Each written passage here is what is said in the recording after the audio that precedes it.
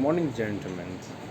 So today's our topic is carbon tax. So I will start with topic with a quotation that the more you pollute, the more you have to pay.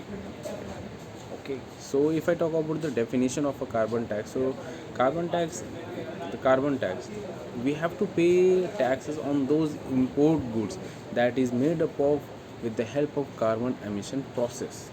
So you have understood the definition. So if I talk about the which is the first country that imposed the carbon tax, it is a Finland. Finland, as we know that Finland is one of the most or is one of the developed country in our the world. They are standing at the first position in many of the fields. Okay, so in 1990s they have imposed this carbon tax. Then after that, Britain and Sweden also imposed this carbon tax all in their nation in 1991. So do India has also imposed this carbon tax? Yes or yes, may not. So answer would be yes also and not also, because India has imposed the carbon tax but not fully for the whole nation. It's only for the industrial purpose, only for the raw material with the industries. Okay, then and when India have taken this carbon tax, India import this carbon tax in 2010. If I talk about what is carbon tax, how it is work. So carbon tax is generally done that countries like European Union and the other nation have started the practicing something like that, the green trade, that they have said to the other nation that if you want to trade with us like European Union, with European, then the goods should be made up of green item, or it should be a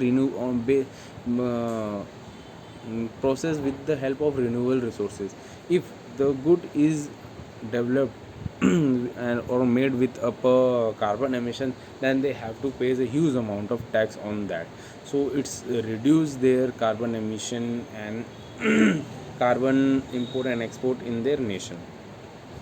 And in 2015, when there was a COP 21 meeting, that mm, COP Cooperation of Parties meeting in 2021, also known as the Paris Agreement.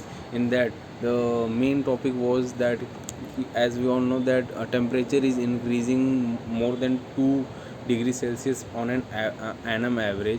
So they firstly said that reducing 2 degrees Celsius temperature annually, there was a major perspective that like climate changes which is going on and changing very rapidly, and the health environment which is also getting affected, so making the environment healthy by 2050. And 190 countries more than 190 has participated, but approx 190 countries has that time signed this agreement without thinking without thinking anything. This was basically because to increase the dependency on the natural resources, that we are mostly dependent upon the fossil fuels that non-renewable resource, that once they use they will not be able to use in the further.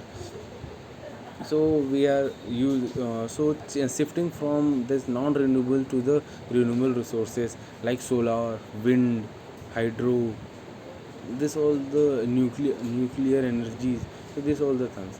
Then when we talk about the emission done by the India, it's approx 2.5 tons per annum, per person per annum. mm, so it's a very huge amount that we cannot calculate. If we talk about the which countries do emission very large, it's USA. So USA was the country who resigned or reject or didn't sign this agreement, was USA, and they produce approx 18 tons per person per annum. It's a very huge amount when you calculate that ton. So the Indian government is taking also taking policies or establish new policies that Modi has said by 2070 India will be one of the net zero carbon countries. Which what do we mean by the net zero carbon? It means that when we know that we can't ignore the fossil fuel. We will depend upon the fossil fuel, but we can reduce the uses of fossil fuel. So here from one side we will use the fossil fuel, and from the another side when we use the natural resources, so which by a product it will give a zero emission of carbon. At the present time we have also noticed that in the marine time the ships which are indulged in from the transportation from one place to another, they are mostly busy, but none of the none of the person in all over the world focus on that. But now many countries have started giving focusing on the marine time ships, like that they are producing a huge amount of carbon emission, and 0 rupees tax is being collected from them.